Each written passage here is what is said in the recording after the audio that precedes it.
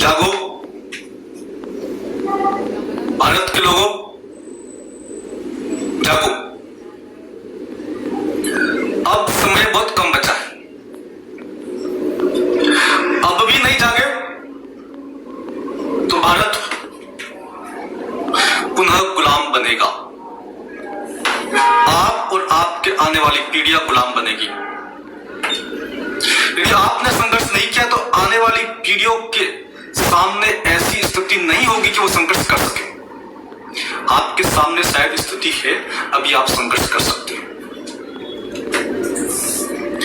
नहीं जागे तो भारत एक कंट्री नहीं रहेगा, एक काउंटी बन जाएगा, एक गुलाम देश बन जाएगा। मित्रों, 1980 की बात है। 1980 में कुछ लोगों ने अल्बर्ट काउंटी जॉर्जिया में कुछ पत्थर लगाए थे, स्मारक कहते हैं इनको।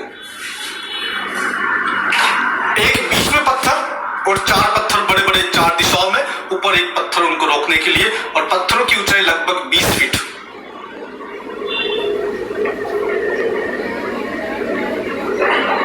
उसमें उन्होंने घोषणा कर दी कुछ लोगों ने कि अब हम नई व्यवस्था लाने वाले हैं, नई वैश्विक व्यवस्था लाने वाले हैं। उसका नाम है न्यू वर्ल्ड ऑर्डर। यह नई व्यवस्था कितनी खतरनाक है, इसको आपको समझने की आवश्यकता है। पहला ही मुद्दा जो उसका है वो यह है कि दुनिया की जनसंख्या को 50 करोड़ से कम करना है। और भी कुछ मुद्दे हैं, जैसे होमोसेक्सुअल मैरिज को लीगल करना है, बहुत से देशों ने कर भी दिया है। स्त्रियों की संख्या थोड़ी अधिक रखनी है और पुरुषों की संख्या बहुत कम करनी है। जिस प्रकार से गाय और बैलों की संख्या होती है, जिस प्रकार से भैंस और भैंसे की संख्या होती है, जिस प्रकार से बकरी और बकरे की संख्या होती है। यानी कि अब आप पूरी तरह से गुलाम के रूप में काम करेंगे, पशु की तरह काम करेंगे। जिस प्रकार से मनुष्य पशु से काम लेता है, उसी प्रकार से मानव जाति को बनाया जाएगा। कुछ लोगों के लिए हम लोग पशु की तरह काम करेंगे। इसके खिलाफ अमेरिका में भी संघर्ष शुरू हो चुका है। वहां के लोग भी इसके खिलाफ खड़े हो गए हैं। उसको लोग कहते हैं 10 commandments of the anti Christ.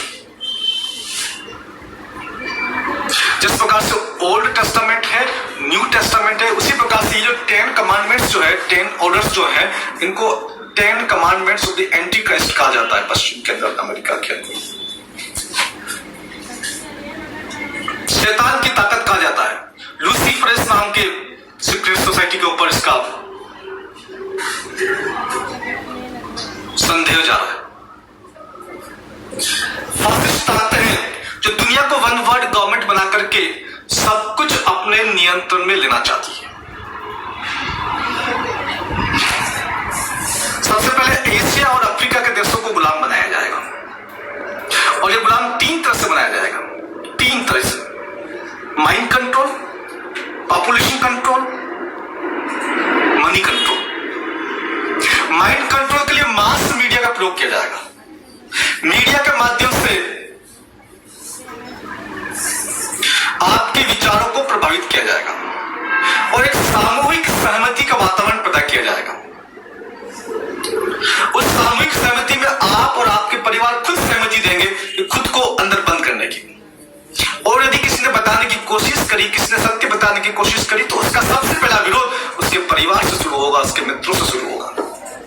इस प्रकार की सामूहिक सहमति की रणनीति पे लोग काम कर रहे हैं। माइंड कंट्रोल को कहते हैं।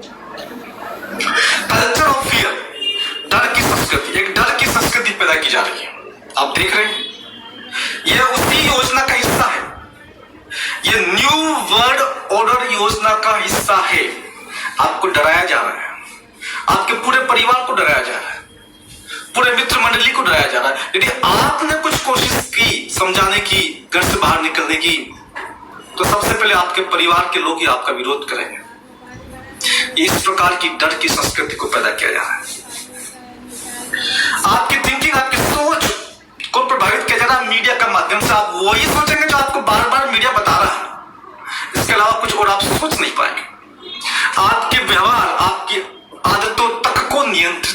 किया जाएगा। आपके इमोशंस, आपकी भावनाएं नियंत्रण में होगी। आपके डिसीजंस, आपके निर्णय, आपके फैसले, वो सब इस नई व्यवस्था के अंतर्गत कुछ गिने चुने लोग, 50-100 लोगों के हाथ में होगी।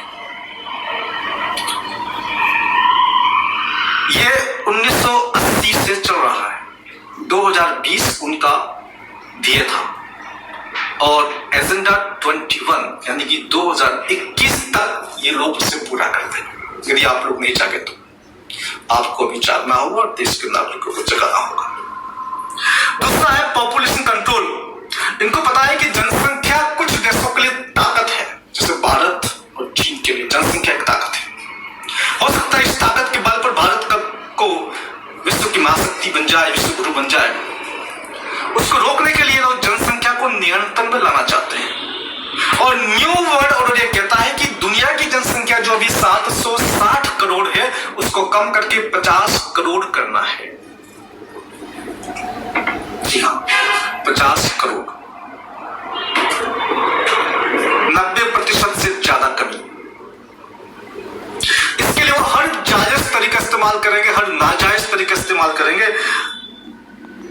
संतान पैदा करनी है नहीं करनी इसका फैसला आप नहीं करेंगे, न्यू वर्ल्ड ऑर्डर करेगा। शादी होगी या नहीं होगी इसका फैसला आप नहीं करेंगे। आपके बच्चे होंगे नहीं होंगे, होंगे तो क्या पढ़ेंगे क्या नहीं पढ़ेंगे, कहां रहेंगे इसका फैसला आप नहीं करेंगे। इसका फैसला वैश्विक सरकार, न्यू वर्ल्ड ऑर्डर, नई विश्व व्यवस्था के लोग करेंगे। तीसरा है मनी कंट्रोल। आप देख रहे हैं लेस कैश, कैशलेस और डिजिटल करेंसी, ये सब कुछ उसी मनी कंट्रोल का हिस्सा है। इसमें किसी देश की कोई सरकार कुछ काम नहीं की। जो कुछ चल रहा है वैश्विक व्यवस्था को बनाने का एक काम चल रहा है। इसमें किसी भी देश की सरकार इस बात को या तो समझ नहीं पा रही है या समझने के बावजूद उसमें इतनी क्षमता नहीं कि वो इस चीज को रोक सके। आप देख रहे हैं डिजिटल करेंसी आ गई है, क्रिप्टो करेंसी आ चुकी है, bitcoin, Ethereum, Libra, ripple, Litecoin, ये सब उसी व्यवस्था का एक हिस्सा है। भारत के लोगों को पिछले 30-40 वर्षों से भारत की सरकारों को यह समझाया गया कि हमारे देश में जो सोना है वो किसी काम का नहीं है, उससे विकास नहीं होता है, उससे उत्पादकता नहीं बढ़ती है, इसलिए आप सोने को दे दीजिए। तो हमारी सरकारों ने वर्ल्ड बैंक को दे दिया।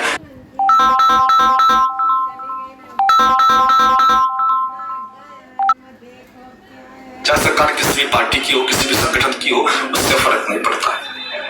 30-40 वर्षों से ही चला। हमने अपना सोना वर्ल्ड बैंक को दे दिया या अमेरिका को दे दिया या किसी और ताकत को दे दिया। हमें यह समझाया गया कि सोना किसी काम का नहीं, जबकि सोना ही वास्तविक करेंसी होती है। वास्तविक मुद्रा है तो सोना है, बाकी पेपर करेंसी और डिजिटल करेंसी वास्तविक करेंसी नहीं होती है, उसका कोई अर्थ नहीं है। तो मित्रों, कौन कर रहा है सब? ये कुछ ग्लोबल पावर एलाइट, कुछ वैश्विक शक्तिशाली अभिजात वर्ग है, ज्यादा नहीं है, 50-100 लोग हैं जो इस काम को कर रहे हैं और पूरे विश्व को अपने नियंत्रण में लाना चाहते हैं। इसके लिए जनसंख्या कम करेंगे तो सबसे पहले एशिया और अफ्रीका का नंबर आएगा, सबसे पहले आपका और हमारा नंबर आएगा, सबसे पहले आप और हम और हमारा परिवार नष्ट किया जाएगा। और ह्यूमन एनहांसमेंट टेक्नोलॉजी आ रही है। वो क्या चीज है? जिस प्रकार से गायों का संवर्धन होता है, भैंसों का संवर्धन होता है, उसी प्रकार से मनुष्यों का संवर्धन होगा, एनहांसमेंट होगा। 2 तरह के मनुष्य पैदा किए जाएंगे, एक जो राज करने वाले और एक जो गुलाम होंगे, जिनके लिए गुलामों की तरह काम करेंगे। यानी ये राधी चीटी होगी और एक बाकी श्रमिक चीटियां होगी। तो राज करने वाले मुट्ठी भर लोग होंगे, बाकी सभी लोगों के ऊपर राज किया जाएगा, वो गुलाम होंगे। कुछ नपुंसक होंगे और कुछ संतान उत्पन्न करने की स्थिति में होंगे, पर कब करेंगे, कैसे करेंगे, ये वो तय नहीं करेंगे। ये नई वैश्विक व्यवस्था के लोग तय करेंगे। इस बात को डेविड क्राउली नाम के एक व्यक्ति को समझ में आ गई। उसने 2017 में एक मूवी बनाई, ग्रे स्टेट। वो मूवी पूरी बन नहीं सकी क्योंकि उसकी हत्या कर दी गई, लेकिन कुछ